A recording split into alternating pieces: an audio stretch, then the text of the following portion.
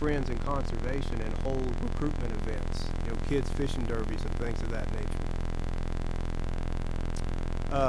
Boating access program is an integral part of fisheries. It's not just about managing the fish. It's about getting people access to our waterways, whether that's boaters or anglers.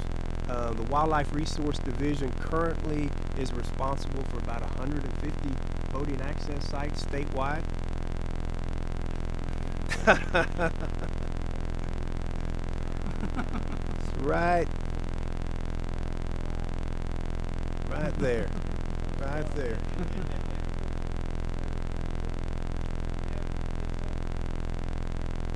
Oh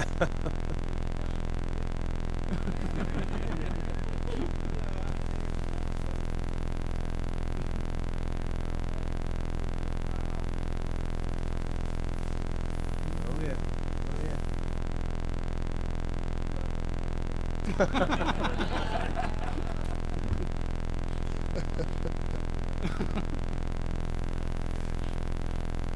Certainly, and you may notice a lot of dots on kind of the rivers, and the reason for that is based on need. We're putting our boating access sites where they're needed, so we don't necessarily have to put a lot of our efforts or ramps on utilities ramps or Corps of Engineer reservoirs.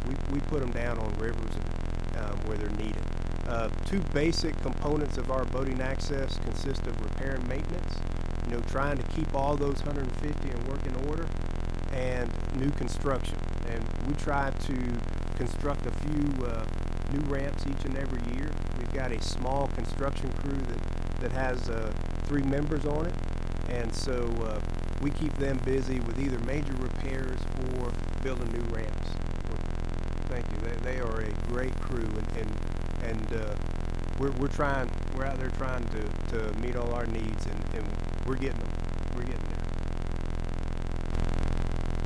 I just want to briefly touch on fishing participation. Like I said, there's over a million freshwater anglers in Georgia alone.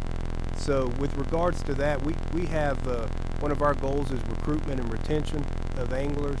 And so on the recruitment end, we have a lot of kids fishing events and events that introduce kids and their families to fishing, as well as for folks that are already fishing. We're really out there, especially teaming up with our marketing folks and using social media to help them keep abreast of what's biting, what they need to be out there fishing for. Our regional staff actually write fishing blogs every week, and I think that number right there, John, is 177,000 is what folks that have read those fishing blogs.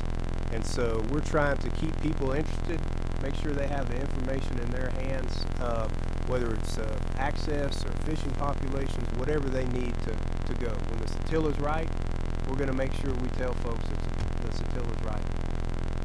After it's over. Before you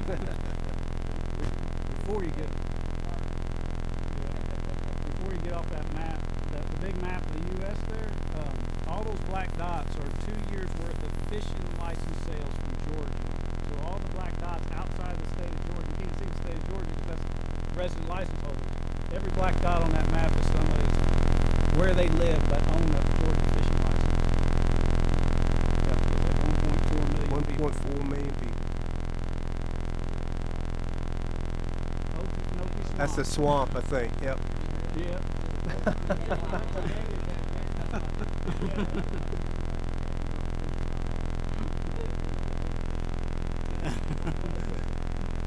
I wanted to wrap up by talking a little bit about our trout program.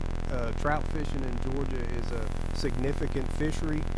We have over 150,000 trout anglers in this state, and it's a very significant economic driver, specifically in North Georgia. And I think we were mentioning earlier about the trout festivals that are tied to this trout fishery. And back in February, the Fly Fishing Show, that's a national show, chose Atlanta as their southeastern hub to have their show, and that was fantastic. And then I think in April, the Blue Ridge Festival, the Trout Festival, is another annual event, and it's all about trout. and it shows how important it is to our North Georgia counties. The trout fishing in Georgia, or our program, is highly dependent on stocking. And so 3 state hatcheries and 1 federal hatchery work together to stock over 1 million catchable trout. Now, catchable trout to us is a 9-inch fish. And so, unlike maybe when we're talking about stocking fingerling bass, when we're talking about 1 million trout, these are ready to go. These are catchable fish. We do have a wild trout program. It largely hinges on habitat conservation and enhancing those wild trout streams with structures and wood. And I know we partner with our TU partners on those efforts. Let's see. Trout study, just real quick, thank you, that we've teamed up lately here with University of Georgia, and what we're doing is surveying our trout anglers to make sure that we're meeting their needs, trying to determine their preferences, so that making sure we're directing our trout efforts where folks want it. And so that survey has already been sent out, and we'll take that information and kind of do some production trade-offs, if you will, some scenarios. For instance, what would happen if we raised a bigger size trout? A lot of times we hear, well, what happens if you go to 14-inch trout? And so we'd like to compare those things with what our customers want. And so over the next couple of years, we'll probably be revising or updating our trout management plan. Yes, sir.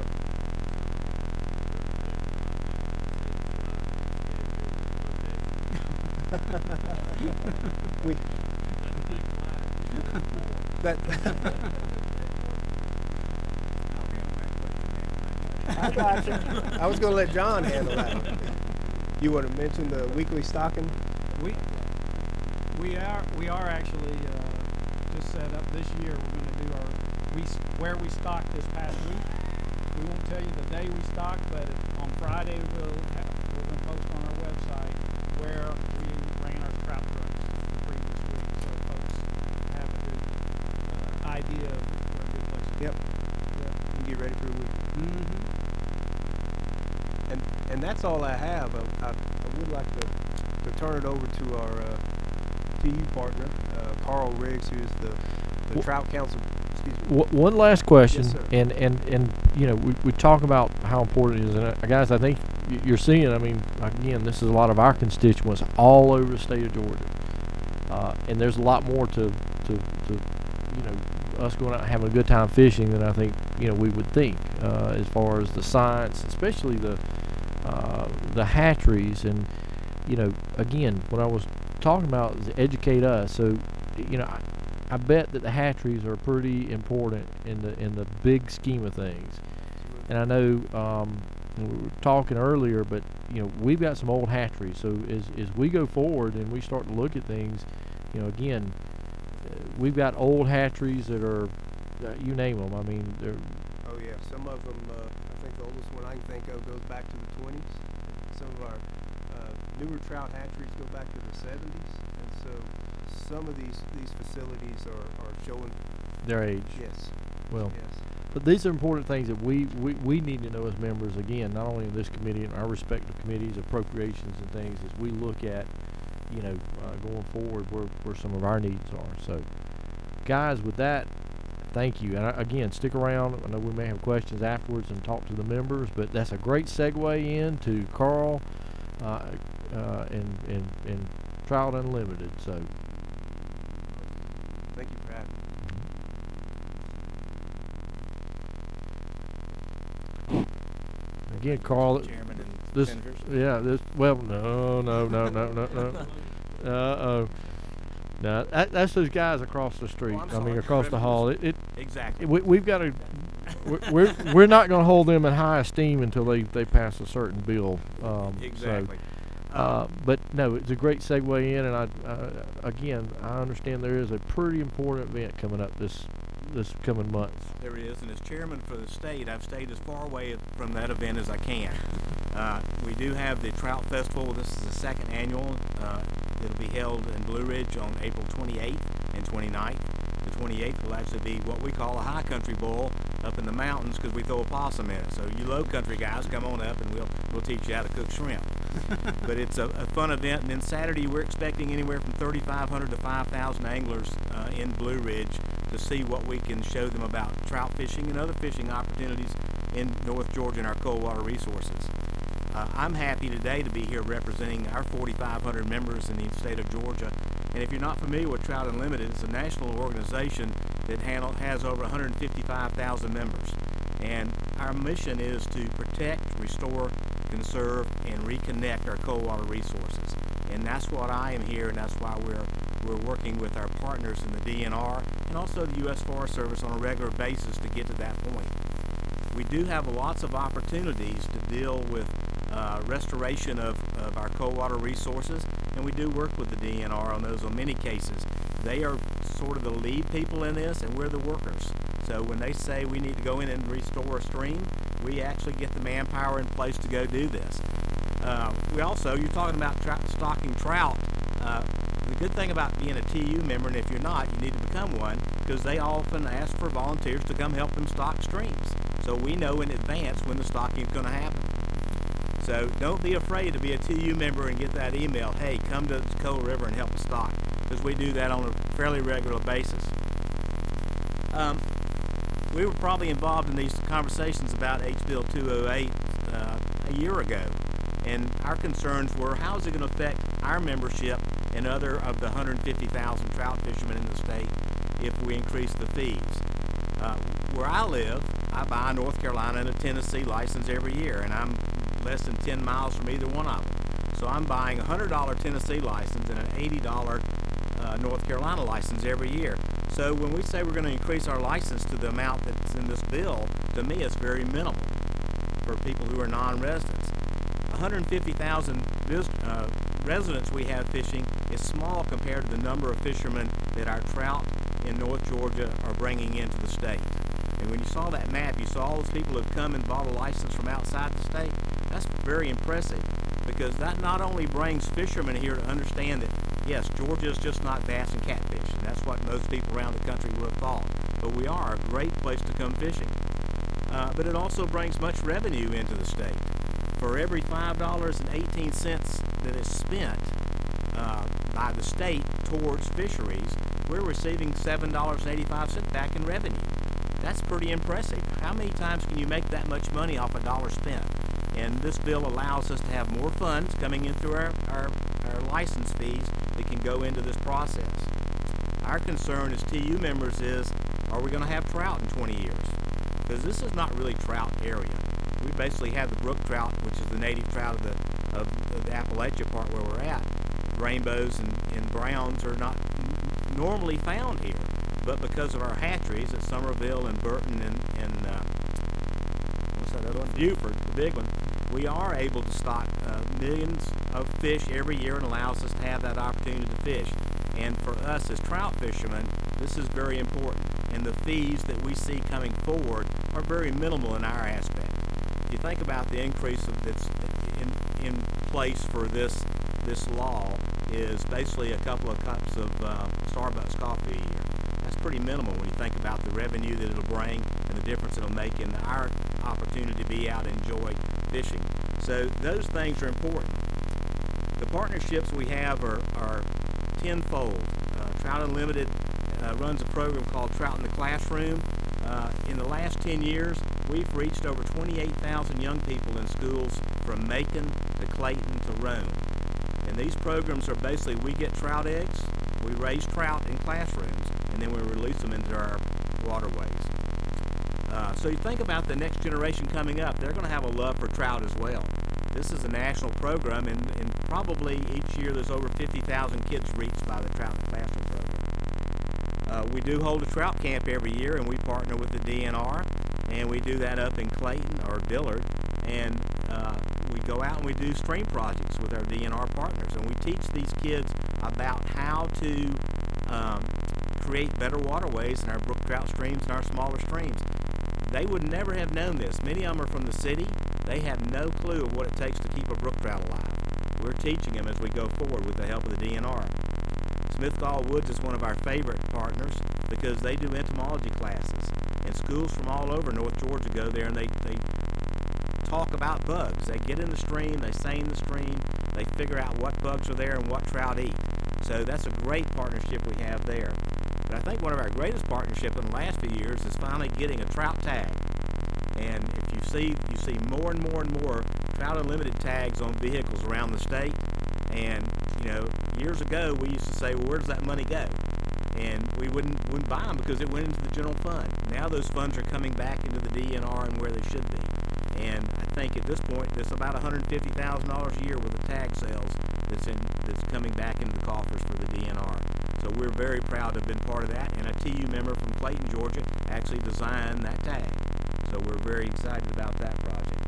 But there are many things that go on around the state, and we are much in favor of the increases in House Bill 208, and we would like to think that it only will be good for the future of trout and our cold water resources in Georgia.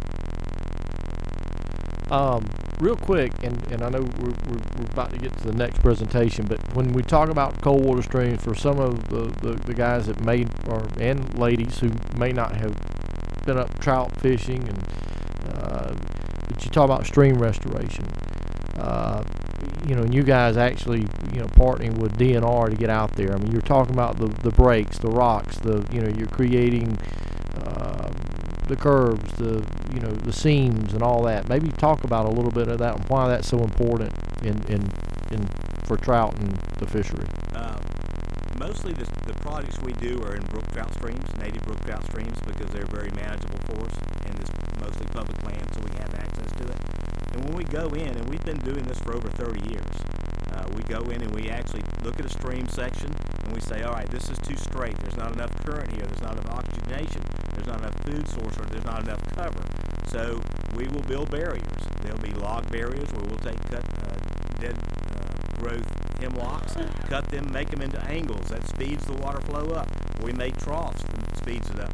We may need a deeper hole, so we'll take a log and go all the way across, put a cut in it, and all it does is create a plunge pool for more oxygen and places for brook trout to be. So over 30 years, I couldn't tell you how many we've built, but it's thousands over different streams around the state. And we're at the point now where we're actually going back to those streams and restoring some of those things. Because over years, they deteriorate. They need more rocks piled in behind them. They need new logs put in. So we have a schedule that we'll probably do 10 restoration projects this summer around North Georgia working on brook trout streams. And it's a very effective method. The cost is very minimal because it's, we've had as many as 60 volunteers to show up for a work day. We bring Boy Scout troops, Girl Scout troops. We had a group from Atlanta last year that just was working up in the mountains and wanted to know about a trout stream, so they went up and helped us throw rocks. It's fun. We don't kill ourselves. We work about 4 hours, have lunch, and then we go fishing. So there's a lot of benefits to the partnership and working on trout streams. Thank you.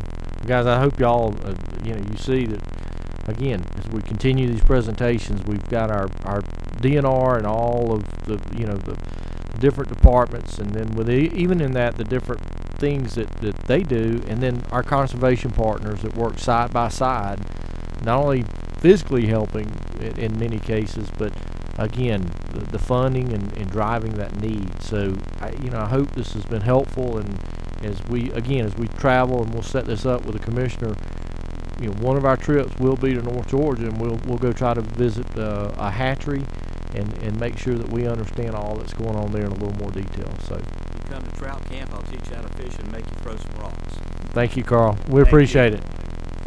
Well, that'll be the throwing back some shrimp. In our next presentation, Colonel, you, all right, if you will, and LE is going to tell us about all of what they're doing now, and I know it's a lot around the state, and so, Colonel, y'all take off. Thank you, Mr. Chairman, members of the committee. Appreciate the opportunity to be here and market a little bit about what our folks are doing. If I'd known Chairman Nimmer was an IT person, I would have let him help out with the computer.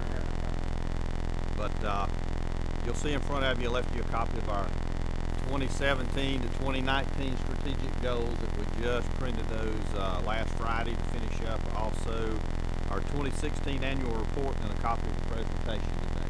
Real quickly, we're going to tell you a little bit about some of the programs that we've got going, some of our newer ones. Of course, you know how many anglers, hunters, and registered vessels that we have in this state, and that's kind of the core mission of what we work with, what we deal with, the folks that we interact with. And as you know, our core mission is that hunting, fishing, boating, environmental, commercial related fishing there on the coast, public safety on all of our DNR controlled properties, as well as the mandated hunter ed and boater education courses that we teach in our state. We also do a lot of information and educational type programs just to have that interaction with the public outside of our enforcement arena. A lot of area to cover here in this state. 37 million acres of public and private land to be patrolled, 16,000 miles of rivers, over 500,000 acres of impounded waters, and then of course we've got 100 miles of shoreline along our coast, which, you know, Georgia's very blessed with the resources that we've got here, from the mountains all the way to the coast. Just a reminder, we still have 47 counties without an assigned resident ranger, so hopefully if your counterparts across the hall will get 208 out, maybe we can plug a few of those holes. And I see Rickia's area there, it's got a lot in it. Chairman Nimmer, Representative Nimmer's area, also there on the map. Well, we'll show you some more stats that might support that. We've got a K9 program, and we're in the process of training 4 new K9s. These are the photos of them. We just picked them up 2 weeks ago. This is a 10-week training program that we do there at Forsyth. Their core mission is wildlife detection. Now, that's the main thing that they focus on. They also do tracking, they do wood seek, they do article search, and evidence recovery if needed. You know, we'll utilize those with some of our search and rescue along with our day-to-day game warden related activities. Our training academy, we are in the process of training 18 new officers. We've got 13 that should be finishing up with the basic mandate training this week. They'll start the advanced game and fish game warden academy 19th of March, and that's a 14-week class which they'll graduate June 23rd, hopefully with 18 officers that have made it through the process, will have graduated, and then they've got a 6-month training program in the field to cover both the boating as well as the hunting activities that we have. We're also participating again this year with the Splash campaign. Ms. Deal started this a couple of years ago to try to reduce the number of water deaths in this state. That's something that is very time intensive for us to work. We average 49 drownings a year on state waters that our officers work. And some of those, I'll talk a little bit about the technology that our officers have worked on to enhance and help get closure for families. But we're trying to put this push on. The Commissioner's Office is on board with this. We're doing a lot of public service announcements. We're utilizing the Splash campaign again that Ms. Deal started, and utilizing that to help promote this just as an awareness level, from the cold water drownings that we're dealing with onto the swimming related and boating related during the summer. Water SAR technology. This is something that I'm proud of what our officers have been able to accomplish by utilizing this technology. That includes the side scan sonar, which is designed for rescue and recovery operations, a sector scan, and an ROV. The little ROV you'll see there in the lower right-hand photo, our officers are now utilizing that. It's got sonar technology as well as a camera system. Our officers have revolutionized body recovery in the state of Georgia when it comes to dive operations. That's one of those things that they have to deal with, which is not very pleasant. But you'll see they're utilizing just a regular snare like we utilize to trap an animal with. Use this little ROV, go down. If they can get that on an appendage of the drowned victim, they'll pull them up without ever having to put a diver in the water. That has really, really changed the way that operates in Georgia. Now, if this will play, this will show you just a little bit of what the camera system on the left and what the sonar looks like on the right. I do.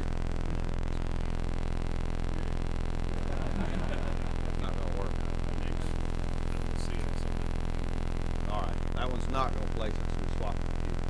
But basically, it's a camera system will go down once they've identified a target with the sector scan, which is an old-timey radar that shows an image. Sometimes it has a pristine picture of a body, sometimes it's just a segment that looks like the operator has to kind of determine, well, is that really a body or not? They'll send a little ROV down on its own and use the camera system to figure out what it is. It really saves a lot of time when it comes to dive operations. And then if they can retrieve the body, it just makes a big difference too, because that's usually a couple of hours. Even if you got the dive team on site, time they get suited up and they get in the water. And now even if it's one they can't pull up with the ROV, the diver can follow the cord of the ROV down to that body and retrieve it real quick. It's worked really, really good in our state. Aviation, we were able to acquire a Kodiak, or Quest Kodiak aircraft fixed wing for a lot of our law enforcement supported operations, as well as doing some surveys within our state for both WRD and CRD. We've recently added this camera system to it. This kind of shows you from this last hunting season, we got it up operational right at the end of the hunting season. This is photos up top of our officers stopping a vehicle for hunting deer at night. Just kind of shows you from over a mile away at night what this camera system will pick up, and we're still continuing to make improvements with that. This is a vessel there on the coast where at 3 a.m. in the morning that our officers were working an area where they had a complaint of illegal picking of oysters in the shellfish industry. So over a mile away it could pick up this boat, and this one's not going to play either, with a video showing that and being able to document and locate those from an aerial platform that you couldn't otherwise be able to do enforcement work. Another piece of technology that our officers are utilizing now that is really a great force multiplier is these new Spartan cameras. The system here, the old one, the old groundhog system that took 2 or 3 people to tote it in, bury it, hide it somewhere where we had a complaint, versus this new one on the right. You can see the size of it. It's very small and it can be hidden in a lot of locations. These are just a couple of examples that our officers have utilized to put those out to monitor if we've got somebody hunting without permission, fishing without permission, or any other illegal type activities, even on our state controlled properties, that we might need to have surveillance so you don't have an officer there full time. But this utilizes a cell phone signal, sends a photo immediately to the officer.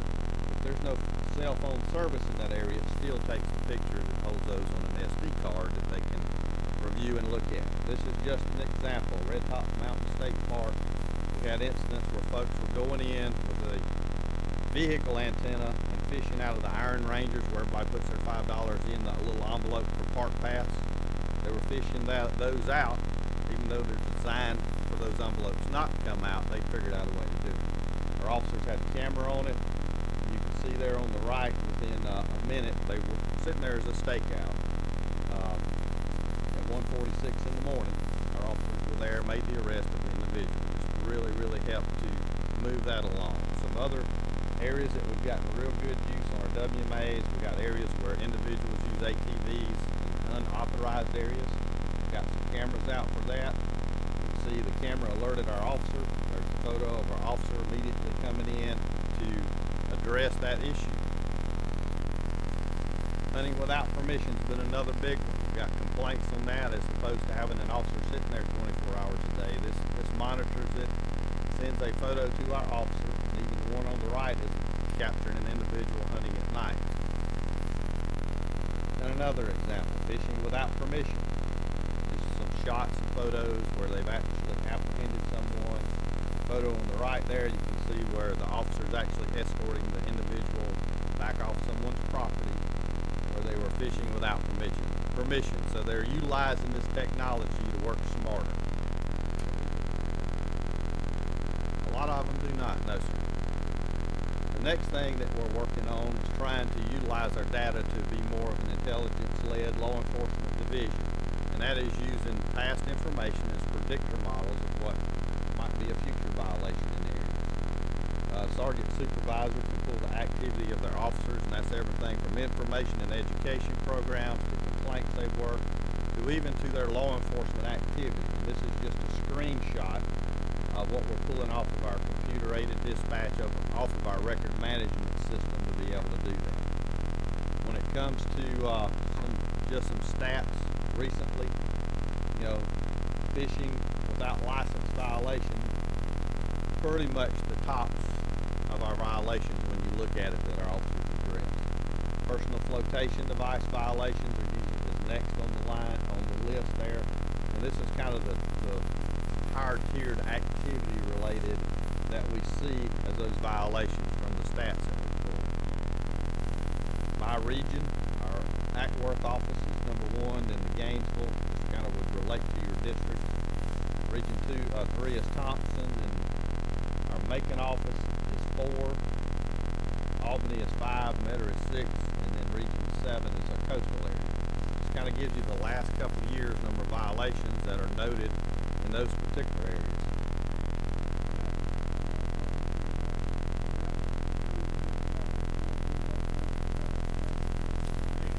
You got,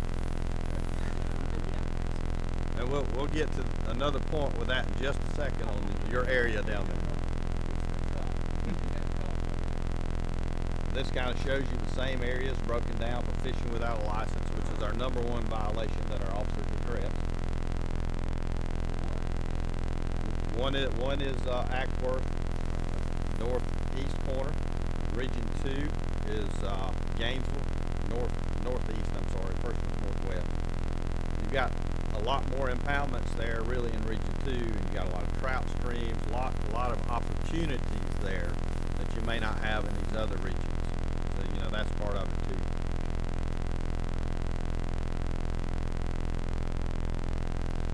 One thing with all of our violations, when it's actually a citation and someone is charged, you know, all that money goes into the coffers of the county or their general fund, and none of it goes back to the state. Hunting big game from the public road. Now this might get down into the Metter area that we were talking about earlier. A little more dog hunt, a little more activity down that way. Hunting deer at night. There. And I think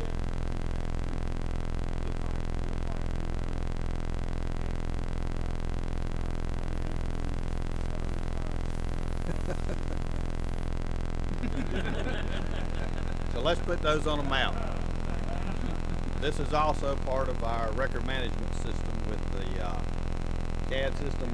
We're able to plot that where the activity actually is, and that can be, you know, zeroed down to the actual county.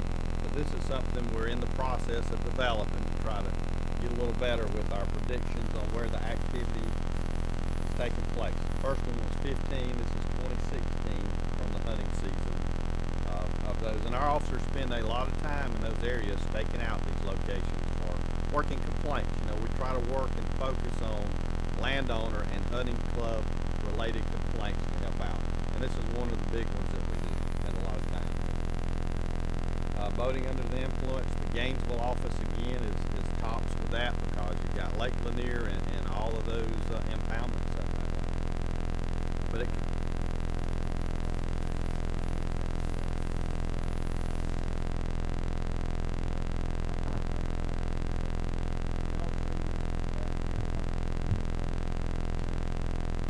has, you know, now with our boating under the influence law and our driving under the influence law mirroring each other, I really think that has made a big difference. And then the education piece that was a part of that too has made a difference. This is just, again, placing those arrests on a map that you can see where, of course, as you expect, it follows the waterways.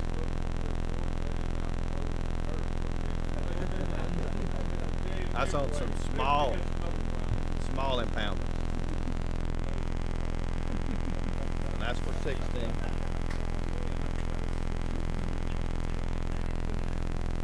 And incident and complaints that our folks work. Hunting incidents, which are hunting accidents or boating accidents. That just gives you an idea on some of those. And then complaints. We really try to focus on complaints. I expect our officers to practice problem adoption. If somebody's got a problem, try to adopt it and get resolution for them somehow. So that gives you kind of a overview of that, and the next big piece is our search and rescue. You look at those numbers for a year, that is really significant that our officers get involved in those many. That's anything from an overdue lost hunter, overdue boater, and now we're seeing more and more requests for, looks like more Alzheimer's patients, dementia. Folks are kind of called, if it's a water or woods nexus, we usually get called for that because of our unique skill set and equipment. Run through that real quick. I know your time is valuable, but we do appreciate the opportunity to kind of share that with you. Well, you know, Colonel, you think about what these guys do, and I know we've talked about it before. First of all, as a hunter, y'all are the only law enforcement group that is regularly and routinely walking up to people with guns. Right. Okay? And that takes a little extra wits about you. Most of the time, they're good guys, but it still is unnerving, and Sure.